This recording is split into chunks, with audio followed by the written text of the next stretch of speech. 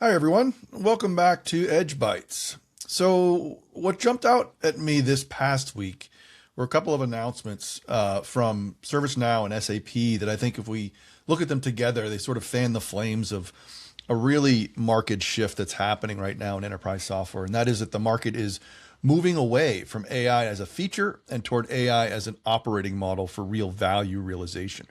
So ServiceNow is pushing autonomous workflow native AI into telecom and government, while SAP is reorganizing around end-to-end customer value with a new services and support portfolio and actually a new chief customer officer role for Thomas Sauersig, effective April 1st of this year.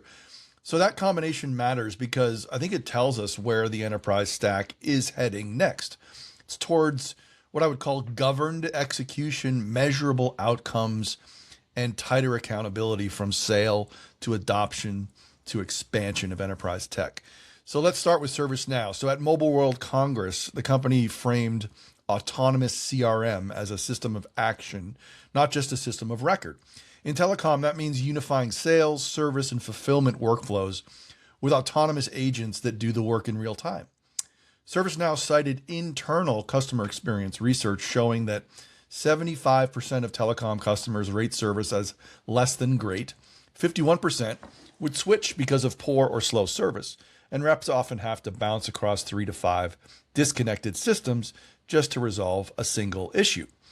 So Bell Canada's early results give that story some additional credibility.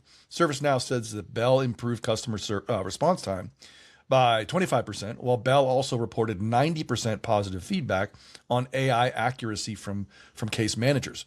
So that is a value physics story in plain sight. Now, you're going to hear a lot more about the value physics framework in the coming months. It's essentially a simplified model we've come up with that borrows fundamental concepts from the field of physics to characterize how companies accelerate, capture, and sustain value, enterprise value from enterprise AI. The simple equation states that enterprise value equals acceleration minus friction times divided by mass times velocity. A core premise of value physics is that enterprise value does not compound when AI is merely informative. It compounds when AI removes friction from the workflow itself. So Bell's result is not impressive because AI was added. It's impressive because intake, triage, and case handling moved closer to clean execution. Less swivel chair work, fewer routing errors, faster response, better utilization of human judgment where it actually matters. So in value physics terms, that is not experimentation. That is throughput improvement due to decreased friction with measurable operational leverage. The same pattern shows up in government where the stakes are different, but the logic is essentially identical. And ServiceNow announced EmployeeWorks, which combines MoveWorks conversational AI and enterprise search with ServiceNow Employee Center, and it introduced autonomous workforce for government cloud environments, including GCC and NSC. The message is that agencies do not need more point tools. They need AI connected directly to workflows with authority, governance, and human oversight built in. That is why ServiceNow keeps using the phrase AI control tower. It is trying to own the orchestration layer, not just the assistant layer. And the proof points matter. ServiceNow says its first out-of-the-box AI specialist is a level 1 IT service desk specialist for tasks like password resets and software access designed for FedRAMP High, IL4, and IL5 environments. It also cites the City of Raleigh, North Carolina, whose virtual agent reportedly achieved a 98% deflection rate and saved the equivalent of a full month of time. So whether you are in public sector or not, the takeaway is broader. AI adoption gets real when organizations constrain scope, define authority, and instrument the outcomes. And that is another crucial value physics principle. Unbound AI creates noise. Governed AI creates margin.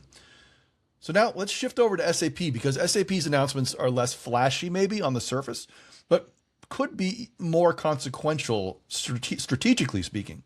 So on March 3rd, SAP introduced a redesigned services and support portfolio with 3 tiers: Foundational Success Plan, Advanced Success Plan, and Max Success Plan. The company explicitly tied the move to transparency, speed, flexibility, business continuity, AI-driven innovation, and continuous value from SAP Business Suite investments. Foundational is included with every cloud solution.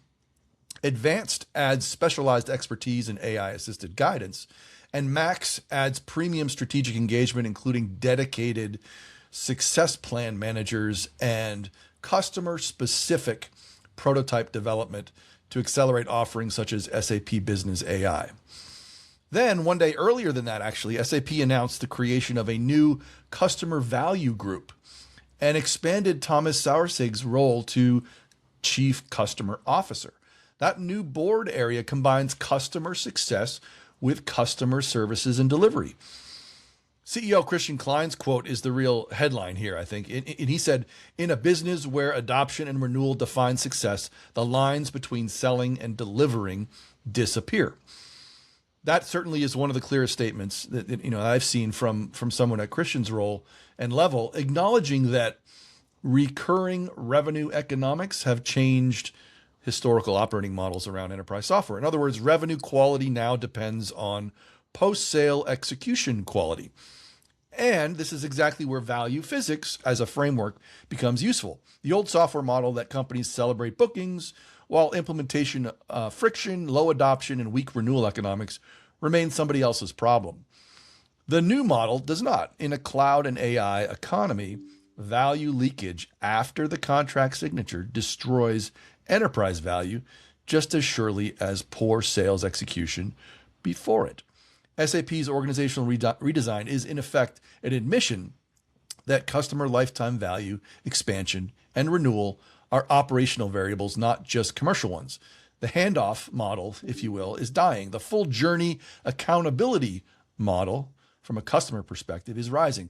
So what is the bigger pattern we're seeing here? It appears that 2026 is indeed shaping up to be the year enterprise vendors stop competing primarily on AR features and start competing on who can govern outcomes across complex processes. ServiceNow is betting that the winning architecture is workflow-centric, agentic, and cross-system. SAP is betting that the winning architecture is lifecycle-centric, tiered, and tightly aligned to adoption and customer success. Different starting points, same destination, fewer silos, more orchestration, and much more pressure to prove value in production. I would say that ServiceNow has near-term momentum where work is fragmented, rules-based, and cross-functional. Telecom service operations, public sector workflows, employee service, and other environments where orchestration is worth potentially more than front office glamour. Its pitch is strong because it connects AI to work, not just to content. And with more than 80 billion workflows running annually on its platform, the company can credibly argue that it already has the process fabric needed to operationalize agentic AI at scale. So SAP's advantage is different. It sits closer to the transactional and operational core of the enterprise. So if it can truly align selling, delivery, services, support, adoption, renewal, and expansion under one customer value operating model, it strengthens its ability to turn installed base trust into durable AI monetization. The risk, of course, is execution complexity. Reorgs sound elegant on paper. They only create value if incentives, data, accountabilities, and customer metrics actually converge in the field. Still, the direction is the right one because the market has moved beyond who sold the AI to who made the AI stick. All right, some final recommendations here. So for CEOs, my recommendation is stop funding AI as a collection of isolated experiments. Start governing it as a portfolio of workflow interventions. Ask one hard question every time an AI project is proposed. Where exactly does this remove friction from a revenue-producing, cost-bearing, or risk-sensitive process? If the answer is vague, it's probably not a transformation investment. It's a science project, potentially. CEOs should also collapse the artificial divide between pre-sale promise and post-sale delivery. SAP's move is a reminder that value realization is now a board level growth issue, not a customer success afterthought. For CIOs, this is the moment, I think, to architect for governed interoperability, not tool sprawl. ServiceNow's telecom and government announcements both underline the same principle. AI works best when it sits on top of orchestrated workflows, connected data, clear authority boundaries, and measurable escalation paths.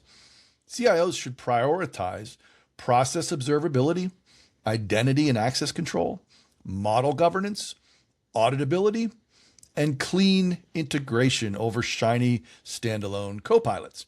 The winners will not be the firms with the most AI agents. They will be the firms with the fewest unmanaged ones.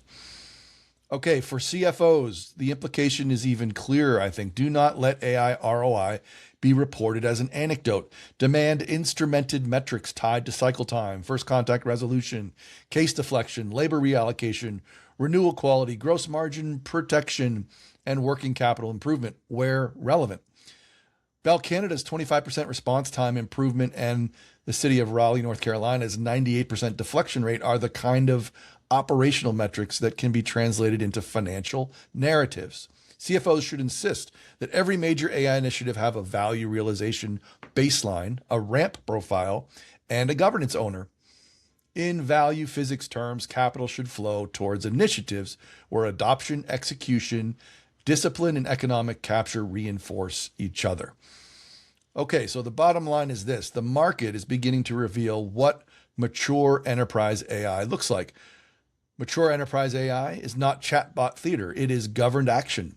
It is fewer handoffs. It is cleaner process design. It is accountability across the customer lifecycle. It is measurable operating leverage. ServiceNow is pushing that logic from the workflow layer inward.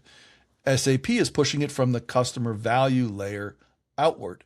Both are converging on the same truth. In the enterprise AI era, value does not come from intelligence alone. It comes from intelligence that is embedded, governed, adopted, and economically captured. Okay, that's all for now. Lots to digest. Thanks for listening to EdgeBytes Signal Over Noise from the Enterprise Edge. And keep an eye out for updates on the Value Physics book, which is coming out in early 2027. Take care, everybody. Thanks for listening.